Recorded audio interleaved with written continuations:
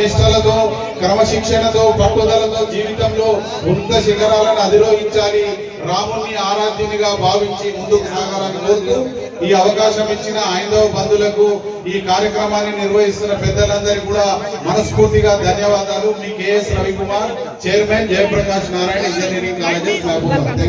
దసరా ఉత్సవ కమిటీ మరియు పాలమూరులో జరిగిన ప్రతి హైందవ జాగరణ గాలో ముందుండేటువంటి అన్న పెద్దలు కేఎస్ రవికుమార్ గారు, వారికి హృదయపూర్వకంగా ధన్యవాదాలు అర్పిస్తూ ఇప్పుడు మిథున్ రెడ్డి గారు ఈ సందర్భాన్ని ఉద్దేశించి శుభాకాంక్షలు తెలిపాల్సిందిగా వారిని కోరుతున్నారు. ఆ తర్వాత శ్రీనివాస్ గౌడ్ గారు కూడా ఒక 2 నిమిషాలు మాట్లాడతారు. తర్వాత మన కార్యక్రమం ముందుకు కొనసాగుతుంది. జై శ్రీరామ్. నాతో పాటు 2 పిడికిలు బిగించి 2 సార్లు 2 చేతులు పైకి లేపి నాతో పాటు ఒకసారి గట్టిగా జై శ్రీరామ్, జై శ్రీరామ్.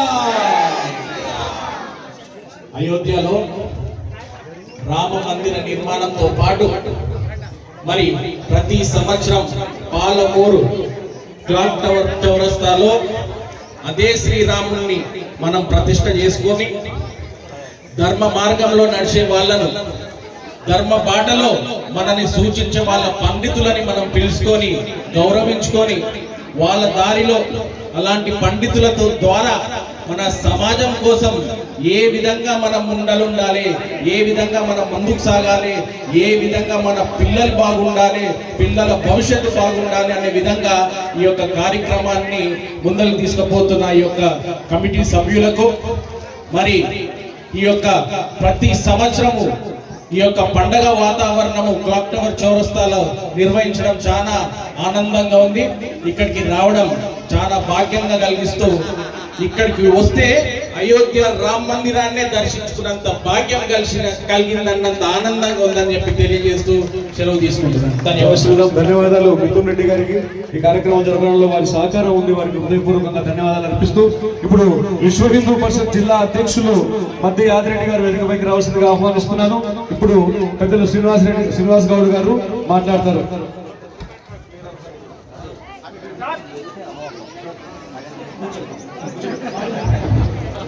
దయచేసి అందరూ కూడా వేదిక కొంచెం ఖాళీ చేసి కూర్చోవాలి. అందరూ కూడా కార్యక్రమం బాగా సజావుగా జరుగుతుంది. జై శ్రీరామ్, జై శ్రీరామ్. శ్రీరామ పట్టాభిషేక కార్యక్రమానికి వచ్చేటటువంటి స్వామీజీలు, విశ్వ హిందూ పరిషత్ ప్రముఖులు, పెద్దలు, నాతో పాటు వచ్చినటువంటి రాజేశ్వర గౌడ్ గారు, అంజనేయులు గారు, కిషోర్ గారు, మధ్య యాదగిరి గారు, చాలామంది పెద్దలకు, ముఖ్యంగా మా అక్క చెల్లెలకు అందరికీ కూడా పేరు పేరు నమస్కారం. స్వామీజీలు చాలా విషయాలు మాట్లాడతారు. నేను 2 విషయాలు. ఈరోజు మనం జరపబోయే కార్యక్రమం శ్రీరామ పట్టాభిషేకం. చాలామంది మన హైందవ సోదరులు ప్రతిరోజు లేవగానే దేవుని మొక్కుతారు, బొట్టు పెట్టుకుంటారు. గుడికి వెళ్ళగానే స్వామి మా భార్య పిల్లలు సుఖంగా ఉండాలి, చల్లగా చూడాలని మొక్కుతారు. కానీ ఒక్కటి మనం మర్చిపోతా ఉన్నాం. ఈరోజు ఈ అవతారంలో, మానవ అవతారంలో ఉన్నటువంటి శ్రీరామచంద్రుడు మానవ జాతికి మనం ఏం నేర్చుకోవాలో అనేది ఆయన జీవిత సత్యాలు మనకు కనిపించేటట్టు చేసింది. కానీ అది మనం ఆచరించట్లేదు. ఆచరించినందుకే ఇలా మనం చూస్తున్నాం, చాలా మంది తల్లిదండ్రులు మర్చిపోతారు. ఎంతో కష్టపడి కొడుకులు పెంచుతారు, పెద్దగా చేస్తారు, డాక్టర్లు చేస్తారు, ఐఏఎస్ చేస్తారు, లేకపోతే పెద్ద రాజకీయ నాయకులు చేస్తారు. కానీ వాడు తల్లిని దాన్ని మర్చిపోతారు. చిన్నప్పుడు ఎంతో ప్రేమగా అన్నదమ్ములు పెరిగింటారు. కానీ అన్నదమ్ములు పెద్దగా అయిన తర్వాత కొట్లాడుకుంటుంటారు, కొట్టుకుంటుంటారు, కొందరు నరుక్కుంటుంటారు, కొందరు తల్లిని ఎక్కడో వదిలిపెట్టొచ్చుంటారు, లేదంటే ఆస్తి నుంచి తల్లిని కూడా నరికిన సందర్భాలు మనం చూస్తూ ఉంటాం. చెల్లిని అంటే ఇవన్నీ ఎందుకు జరుగుతున్నాయంటే మనము దేవుని మొక్కుతున్నాం, కానీ మనం రామాయణానికి చాలా దూరం అయిపోయినాం. రామాయణం గురించి, రాముడి చరిత్ర గురించి తెలుసుకుంటారు.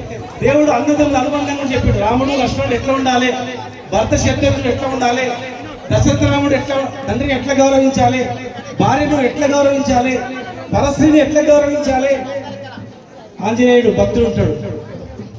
అట్లా ఆయన చరిత్ర మొత్తం కూడా మానవ జాతికి ఉపయోగపడేటట్లు మనం మంచిగా జీవించేటట్లు ఈ జన్మలో మనం చూపిస్తే మనం ఏం చేస్తున్నామంటే దేవుని మొక్కుతున్నాం తప్ప, దేవుని మన సొంత కోరికలు అడుగుతున్నాం తప్ప మరి ఆ దైవత్వం గురించి లోతు పోతలేము. రామాయణం దూరం అయినందుకే మనకు ఇవన్నీ అఘాయిత్యాలు జరుగుతూ ఉన్నాయి. రామాయణానికి ఎప్పుడైతే దూరం అవుతామో అప్పుడు అన్నదమ్ముల చరిత్ర తెలియదు, భార్య విలువ తెలియదు, తమ్ముళ్ళ తెలియదు, అన్న తెలియదు. ఒక కడుపులో ఒకటి పేరు తెచ్చుకున్న తర్వాత ఆ తల్లినే మనం దూరం చేస్తున్నాము. ఎంత అఘాయిత్యం! మీరు ఎప్పుడైతే రామాయణం చదువుతారో, రామాయణంలో మమేకమవుతారో అప్పుడు రామాయణం చదివిన వ్యక్తి ఎప్పటికి కూడా తల్లిదండ్రులు మర్చిపోడు, అన్నదమ్ములను మర్చిపోడు, అనుబంధం మర్చిపోడు. రామరాజ్యం అంటారు అంటే రామరాజ్యంలో అందరూ సుఖక్షేమం ఉంటుంది. అంటే రామరాజ్యం కావాలంటే రాముని గుడి దేవుని పెట్టుకొని రామరాజ్యం అయిపోయిందంటే కాదు. రామరాజ్యంలో అందరం ప్రశాంతంగా బతకాలి, మన హిందుత్వాన్ని ప్రపంచానికి చాటి చెప్పాలి, 10 మందికి గర్వపెట్టేట్టు చేయాలి అనేది శ్రీరామచంద్రుడు మనకు నేర్పింది. కనుక ఈరోజు మీరందరూ కూడా రామాయణం చదివి రామాయణంలో ఉండే నీతి నిజాయితీని మనం తెలుసుకొని ఎప్పుడైతే దగ్గరవుతామో ఈ బంధుత్వాలు అనేవి చాలా దగ్గరవుతాయి, మానవ జాతికి ఇంకా మనుగడ ఉంటుందని చెప్పి ఈ సందర్భంగా నిర్వాహకులకు పెద్దలకు ఒక్కరికి కూడా పేరు పేరు నమస్కారం తెలియజేస్తూ జై శ్రీ. ఈ కార్యక్రమానికి వచ్చేసి వారి సహకారాన్ని అందించినటువంటి పెద్దలు శ్రీనివాస్ గౌడ్ గారికి హృదయపూర్వకంగా ధన్యవాదాలు అర్పిస్తూ ఇప్పుడు అందరూ కూడా వేదిక ఖాళీ చేయాలి, చిన్నారులంతా ముందుకు వెళ్ళాలమ్మా, కూర్చోవాలి.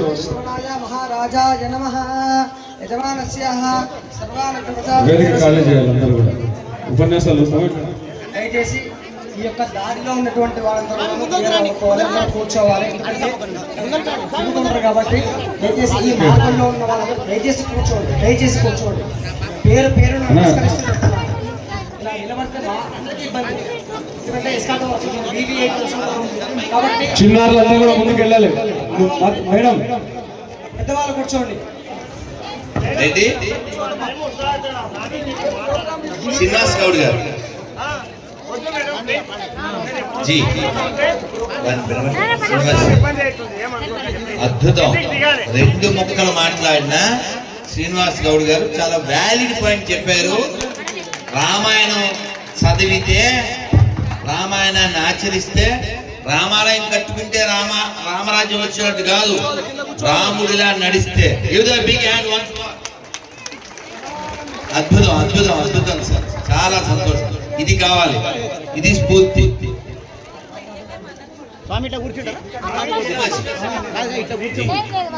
చాలా ఖచ్చితంగా ఇలా ధర్మ భావన ఉన్న ప్రతి వారికి జయోస్తు విజయోస్తు.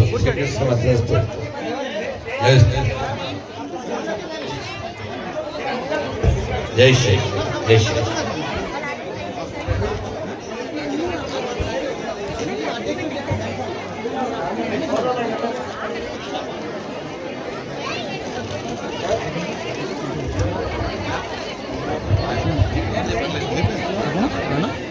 అలా కలుద్దాం.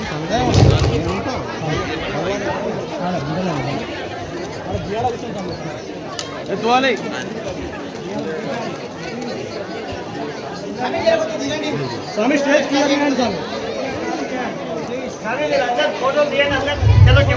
దయచేసి అందరూ కూడా వేదికని ఖాళీ చేయాలి. అక్కడ ఉన్నటువంటి వాళ్ళంతా ప్రేక్షకులందరి దృష్టి వాళ్ళ ప్రసంగం పైనే ఉండాలి అనేటువంటిది ఆలోచన. కాబట్టి దయచేసి ఇంతవరకు అతిథులు వచ్చారు, వారిని ఆహ్వానించుకున్నాం, వారిని సన్మానించుకున్నాం.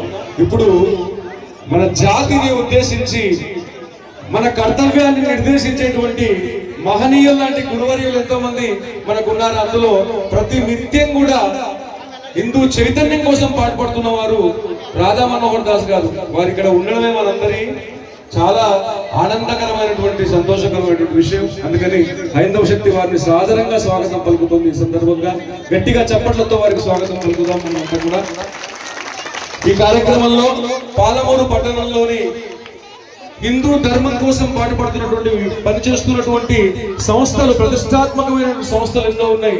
ఆ సంస్థల యొక్క ప్రతినిధులను ఈ వేదిక పైన సన్మానించుకోవాలని అనుకున్నాం. కాబట్టి మధ్యలో ఆ కార్యక్రమం ఉంటుంది. దయచేసి అందరూ కూడా ఎవరి స్థానాల్లో వాళ్ళు కూర్చొని ఫోటోల కోసం పాకులాడకుండా మన హృదయంలో హిందుత్వ భావనను నింపే ప్రయత్నం చేద్దామని మీ అందరితో మనవి చేస్తూ దయచేసి అందరం కూడా మనం కూర్చుందాం, స్వామివార్ల ప్రసంగం విందాం. ముందు ఇప్పుడు అమోఘ్ దేశ్పతి గారు కంటిన్యూ చేస్తారు, ఆ తర్వాత పెద్దలు రాధా మనోహర్ దాస్ గారు ముందు కొనసాగిస్తారు. ప్లీజ్ అందరం కూడా మనం కూర్చున్న కార్యకర్తలు ముఖ్యంగా అమోఘ్ జీ.